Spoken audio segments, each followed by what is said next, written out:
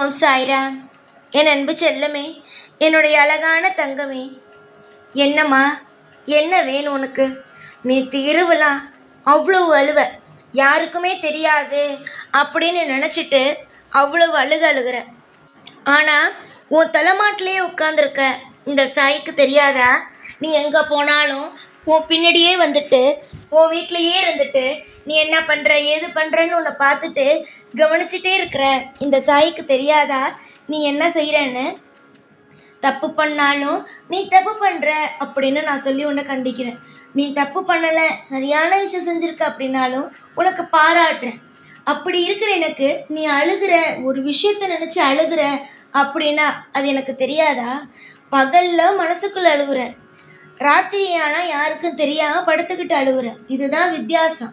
ஆனால் எப்போதுமே அழுதுட்டு தான் இருக்க, எப்போ பார்த்தாலும் அழுதுகிட்டே இருக்க. இதுக்கு ஒரு முடிவே இல்லையா? சொல்லு பார்க்கலாம். நானும் ஒன்று ஒரு பாதையில் அழைச்சிட்டு போயிட்டுருக்கேன். அந்த பாதையில் நடந்து வந்தால் பரவாயில்ல, ஆனால் வரும் பாதையிலையும் அழுதுகிட்டே இருந்தா போய் முடிகிற இடம் நல்லா இருக்கணும்ல. இப்போ தான் ஒரே ஒரு படி எடுத்து வச்சுருக்க. உன்னுடைய வாழ்க்கையில் படி நல்லா சோர்ந்து போயிட்டு உன்னை தேத்தி படி எடுத்து வச்சுட்டேன்.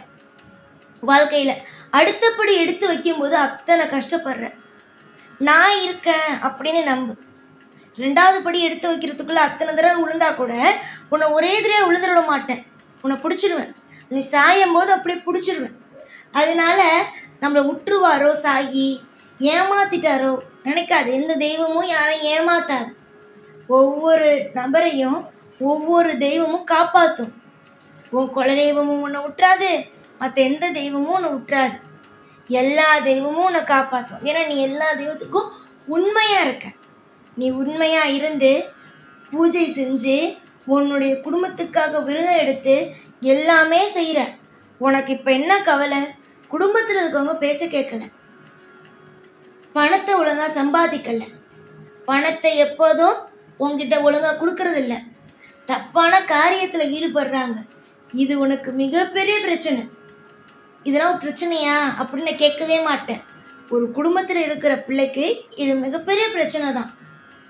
பணம் ஒழுங்காக வீட்டுக்கு கொடுக்கறதில்ல, தினமும் அளவுச்சிட்டே இருக்காங்க. ஒன்று ஒரு பொறுப்பாகவே இல்லை, தப்பான பழக்க வழக்கம் இருக்குது. இதெல்லாம் ஒரு ஆளுக்கு இருக்கும்போது எப்படி இருக்கும் மனவேதனை? அந்த மனவேதனையை தான் நீ அனுபவிக்கிற. உன் மனவேதனை என்ன? நீ என்ன விஷயத்தை யோசிக்கிற, நீ ஏது விஷயத்தை யோசிக்கிற எல்லாம் எனக்கு புரியுது. எதுவுமே எனக்கு புரியல அப்படின்னு சொல்ல மனசு வராது. ஏன்னா நீ அவ்வளோ பாரத்தை தாங்கிட்டு இருக்க. சரியா? உனக்கு இப்போ என்ன வேணும்? பொறுப்பாக மாறணும். உங்கள் வீட்டில் இருக்கவங்க பொறுப்பாக மாறணும். தப்பான பழக்க வழக்கத்துலேருந்து வந்துடணும். சம்பாதிச்சு பணத்தை அவங்ககிட்ட கொடுக்கணும். இதெல்லாம் நடக்கணும். அதுதான் உன் எண்ணம். இப்போது நான் ஒரு விஷயம் ஒன்று சொல்கிறேன், சரியா? எனக்காக ஒரே ஒரு விஷயம் மட்டும் நீ செய், மற்றதெல்லாம் நானே பார்த்துக்கிறேன். உன் வாழ்க்கையில் ஒரு விஷயத்தை நீ செஞ்ச அப்படின்னா அதுக்கப்புறம் வர விஷயத்த நான் பார்த்துக்குவேன். ஏன்னா என் பிள்ளையை பற்றி எனக்கு தெரியும், நான் பார்த்துக்குவேன். உன் வாழ்க்கையில் நிறைய விஷயத்தை இழந்துட்டேன். அந்த விஷயத்தெல்லாம் அடையணும், உன் பேச்சை கேட்கணும், குடும்பத்தில் இருக்கிறவங்க எல்லாமே நல்லதாக நடக்கணும்னா செவ்வாய்க்கிழமையில் ராவுகால நேரத்தில் துர்க்கைக்கு போய் எலுமிச்சம்பழத்தில் விளக்கு போடு. நான் சொன்னால் நீ செய்வ, இந்த சாய் சொன்னால் சரியாக இருக்கும். புரிஞ்சுதா? செவ்வாய்க்கிழமை ராவுகால நேரத்தில் துர்க்கைக்கு போய் எலுமிச்சம்பழத்தில் விளக்கு போடு. ஒரு எலுமிச்சம்பழத்தை எடுத்து சமமாக வெட்டி அந்த சாறு எடுத்து ஊற்றிட்டு எலுமிச்சம்பழத்தை திருப்பி அதில் நல்லெண்ணெய் ஊற்றி, சுத்தமான நல்லெண்ணெய் ஊற்றி விளக்க போடு. 3 வாரம் போடு. உன் பிரச்சனை அதுக்குள்ளேயே ஒவ்வொன்றா தீர ஆரம்பிக்கும். பொறுப்பு வரும். பணக்காசை உனக்கு கொடுப்பாங்க. தப்பான பாதையில் போக மாட்டாங்க. நிம்மதியாக இருக்கலாம். நீ 3 வாரத்தில் எத்தனை விஷயம் மாறுதுன்னு மட்டும் பாரு. உன்னை மிகப்பெரிய ஒரு கிரகம் உன்னை வாட்டி வதைக்குது. அதுக்கு அந்த அம்மா கிட்ட நீ போனேன்னா அந்த அம்மா நிச்சயமாக அந்த கிரகத்தை கட்டி போடுவாங்க. புரிஞ்சுதா? ஒவ்வொரு தெய்வத்திட்ட ஒவ்வொரு விஷயத்துக்கு போனால் பழிக்கும். நானே சொல்கிறேன், சாயாகி நான் சொல்கிறேன். நிம்மதிக்கு என்னை தேடி வரல. ஒருத்தவனை கட்டி போடணும்னு நினச்சா அதுக்கு ஒரு வழி இருக்குது. மனுஷன் யாரோ ஒரு மனுஷன் ஏதோ ஒரு இடத்துல ஒரு பரிகாரத்தை சொல்கிறான், ஏதோ ஒரு விஷயத்த சொல்கிறான். அப்போ நான் கேட்குறேன், நீ சாய் நான் சொல்கிற விஷயத்த ஏன் கேட்க பயப்படுற? ராகுகால செவ்வாய்க்கிழமை ராகுகால நேரத்தில் துர்க்கைக்கு போய் எலுமிச்சம்பழம் விளக்கு போட போகிறேன். இதை நீ செஞ்சாலே போதும். செஞ்சுட்டு அந்த அம்மாட்ட போய் சொல்லிட்டு வந்துரு. 3 வாரத்தில் ஒவ்வொரு வாரமாக எப்படிப்பட்ட நல்ல விஷயம்லாம் நடக்க போகுது அப்படின்னு நீயே பார். யோசிக்கவே முடியாத அளவுக்கு பல சந்தோஷம் நடக்கும், பல விஷயம் நடக்கும். நாளுக்கு நாள் கவலைப்பட்டுகிட்டே இருக்கனே சாயி, என்ன சாயின்னு நீ கேட்குறல்ல, இதுக்கெல்லாம் நிச்சயமாக ஒரு பதில் கிடைக்கும். பல பேர் உன்னை வச்சு விளையாண்டுட்டாங்க, பல பேர் உன்னுடைய வாழ்க்கையை வச்சு நிறைய விளையாண்டுட்டாங்க. அந்த விளையாட்டெல்லாம் முடிக்கணும்ல, அவங்களுக்கெல்லாம் ஒரு பாடத்தை கொடுக்கணும்ல. நீ யார், எப்பேற்பட்டவ அப்படிங்கிற ஒரு விஷயத்த காட்டணும்ல. இதெல்லாம் நீ காட்டணும் அப்படின்னா வாழ்க்கையில் நீயும் சில விஷயத்த செஞ்சு தான் ஆகணும்.